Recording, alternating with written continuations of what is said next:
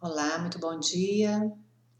E vamos, dar sequência ao nosso estudo sobre doutrinação, a importância, desse trabalho durante a subseção, esse trabalho tão meritório, tão digno, tão que deve ser muito amoroso, com muita paciência, compreensão do espírito visitante, do espírito em tratamento ali.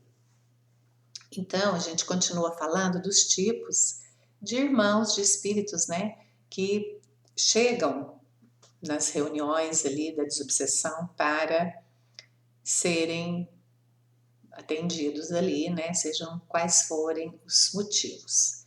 Então, a gente está especificando de acordo com a bibliografia, que a gente vai falar dela no final, as sugestões que eles nos dão, os exemplos que eles nos dão. Então, por exemplo, chegam irmãos com fome, com muitas necessidades fisiológicas, porque ainda se mantêm presos, ao estado de encarnado. Não tem o corpo físico, mas as sensações e as necessidades permanecem. Então, eles sentem necessidades de alimentos, de remédios, de agasalho, tem fome, tem frio, tem dor.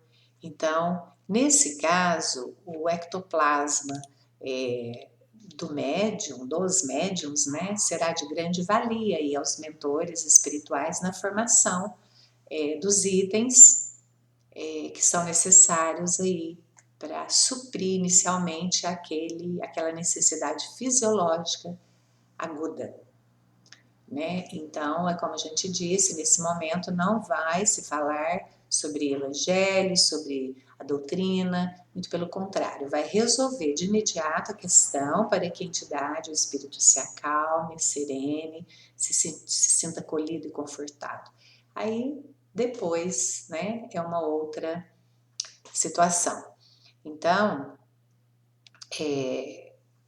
quando apresentar-se um espírito sentindo falta, por exemplo, de bebida alcoólica, ofertar-lhe um copo d'água viva, aquela mesma que Jesus ofertou à samaritana na fonte de Jacó, assegurando que quem bebesse daquela água jamais teria sede e alcançaria a vida eterna. Isso está lá em João 4, 6, 15. Os protetores se encarregarão do ideoplasma, o vasilhame e a água, utilizando o ectoplasma, então, doado pelos médiuns. O visitante espiritual violento, uma conduta a ser observada. O doutrinador deve permitir um desabafo, desinibindo o comunicante, mas, porém, resguardados e respeitados a dignidade do ambiente, a integridade do médium, a disciplina do tempo, evitar nos esclarecimentos formação de clima competitivo, como azedume, censura, ironia, hilaridade, duelo verbal e alongar-se muito no falar. O visitante espiritual e a obsessão. Como auxiliar, então, os visitantes espirituais envolvidos em situações obsessivas e quais as situações mais rotineiras?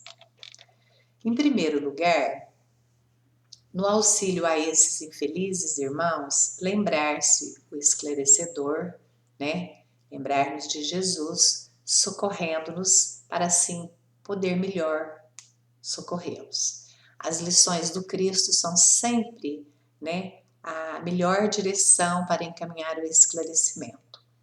Então, por exemplo, irmãos com desejo de vingança.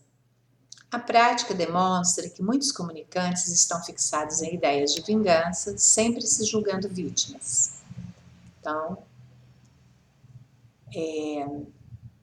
deve-se observar considerações sobre a justiça divina, que poderão demovê-los de tal propósito, se entenderem que, na verdade, são réus, não vítimas, da própria consciência, na verdade.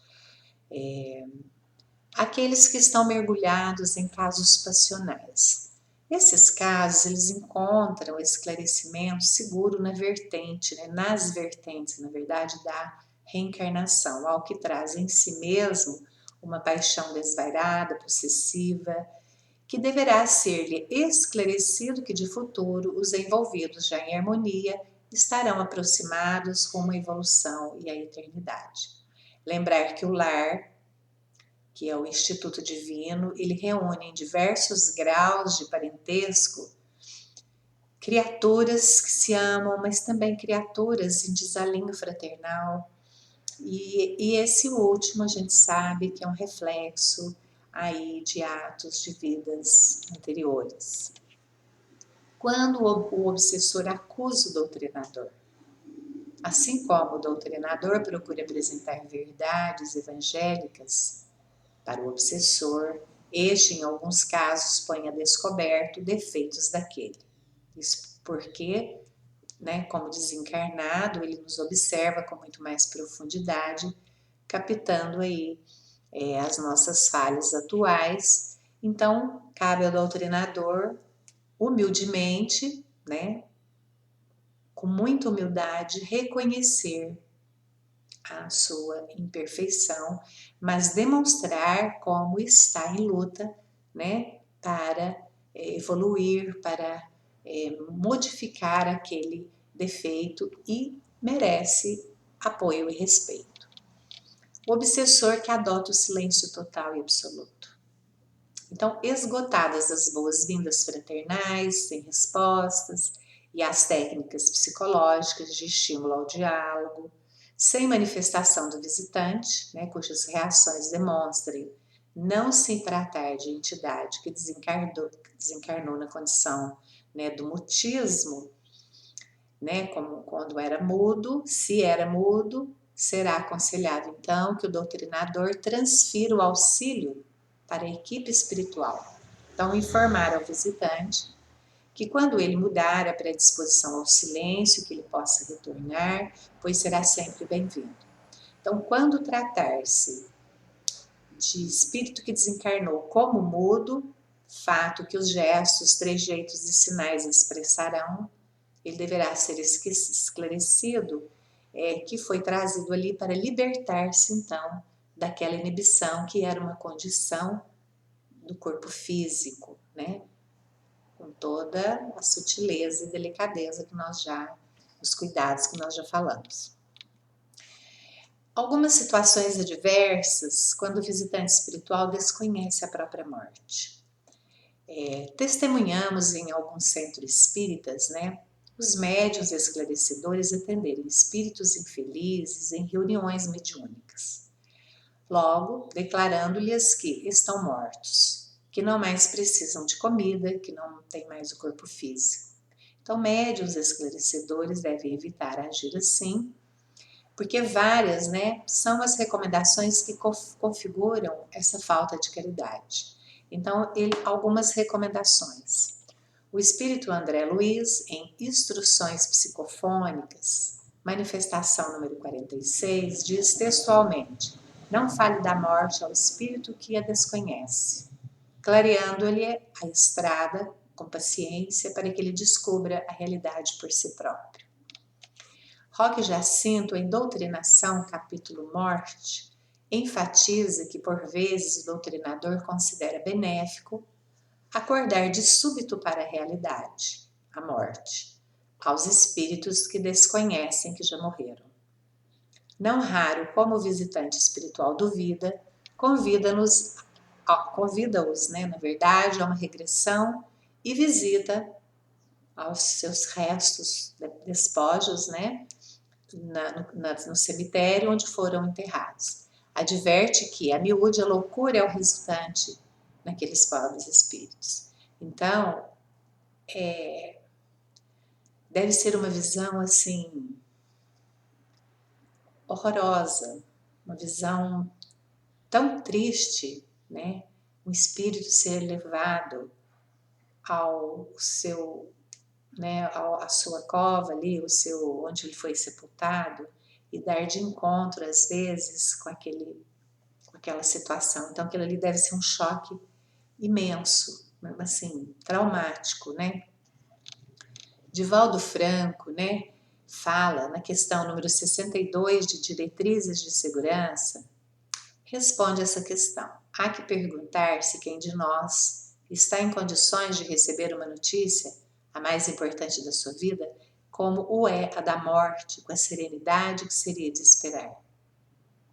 Então não podemos ter a presunção de fazer o que a divindade tem paciência no realizar. Então, esse primeiro encontro com a entidade que desconhece é um ato de muita invigilância e às vezes de leviandade. Então a nossa tarefa não é de dizer verdades, mas é de consolar, porque dizer simplesmente que o comunicante já desencarnou, os guias também podem fazê-lo, né? Mas nós já explicamos em vídeos anteriores a necessidade desse diálogo, dessa aproximação com as energias animalizadas do médium, né, para que haja o despertar do espírito. Aquele que é apegado aos bens materiais, né? Toda vez que esse comunicante estiver apegado em algum bem material, casa, dinheiro, né, as coisas materiais, tal apego não deve ser simplesmente ser subtraído dele. Deve fazer uma troca. Poderá ser-lhe ofertada uma troca por bens espirituais de duração eterna, muito mais valiosos, né, e que produzem maiores rendimentos dos que até então vinha recebendo. Então, convidar o comunicante a participar de atividades socorristas, lembrando que Jesus declarou que os auxílios aos necessitados a eles seriam creditados. Encarnados, a identificação e doutrinação. Então, como doutrinar um espírito encarnado? No caso de ser doutrinado normalmente, né? Em A Loucura sob Novo Prisma, que nós já falamos do Dr. Bezerra de Menezes, ele cita esse caso e depois é comprovado aí.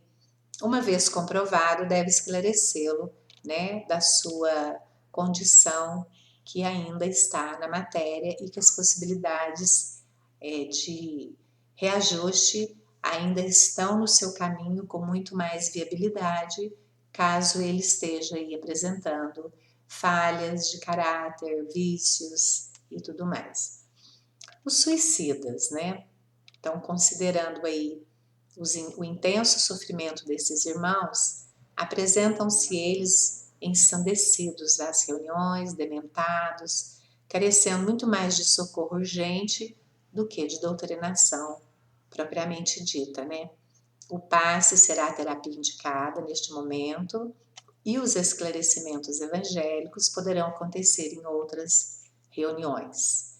Então, que os médiuns, em geral, o trabalho ali, né, se acautelem quanto ao suicídio, não tanto por tendência própria, mas muito principalmente por indução. Então, no livro Instruções Psicofônicas, há uma narração, a de número 23, pungente de um doutrinador de Belo Horizonte, Minas Gerais, em 1949, espantou a todos os seus amigos de lides espírita ao suicidar-se.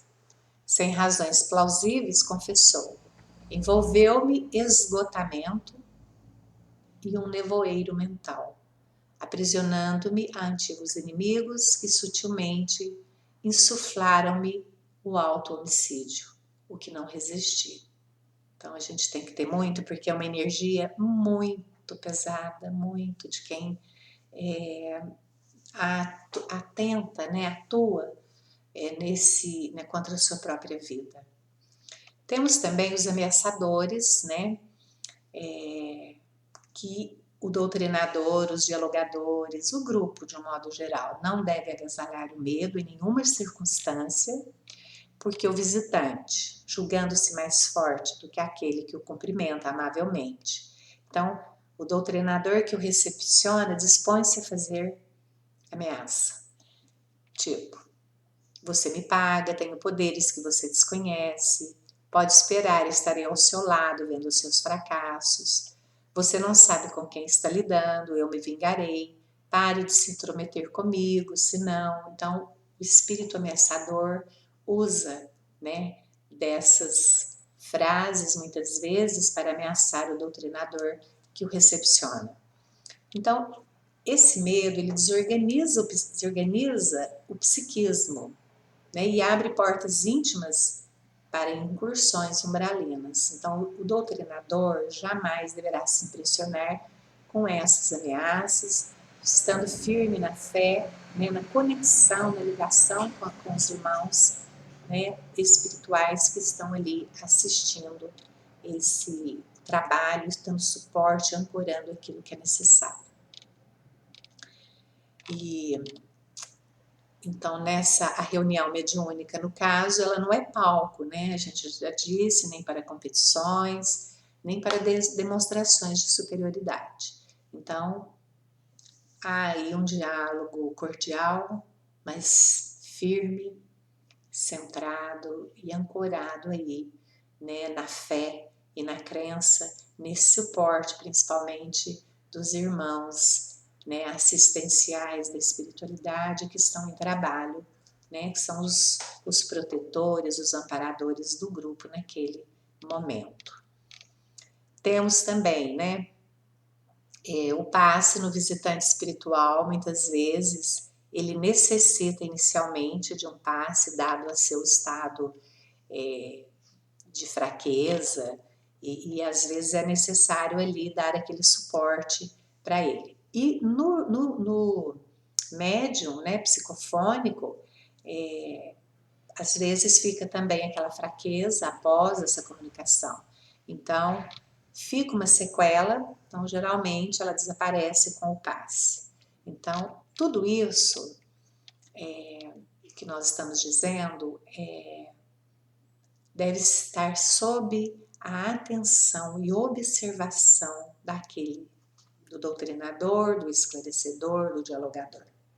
A gente pode adotar aí o nome que mais estiver afeto ao grupo, né, que ficar melhor aí, porque no final a nossa conduta, o nosso comportamento não vai divergir por conta, né, muito desse nome. Eu particularmente gosto muito do esclarecedor ou dialogador, porque essa é a nossa função. Uma vez que eu tenho conhecimento, uma vez que eu estou amparada pelas obras e elas são a diretriz, né? Ela é a diretriz que me conduz dentro de qualquer dos trabalhos que eu estiver inserida. Então, eu gosto muito dessa palavra que é o esclarecedor. Mas vai ficar a critério aí dos grupos, né? A melhor nomenclatura no caso. E vamos encerrar esse vídeo por enquanto, né, para que a gente possa fazer uma pausa e continuar com o nosso estudo em outro.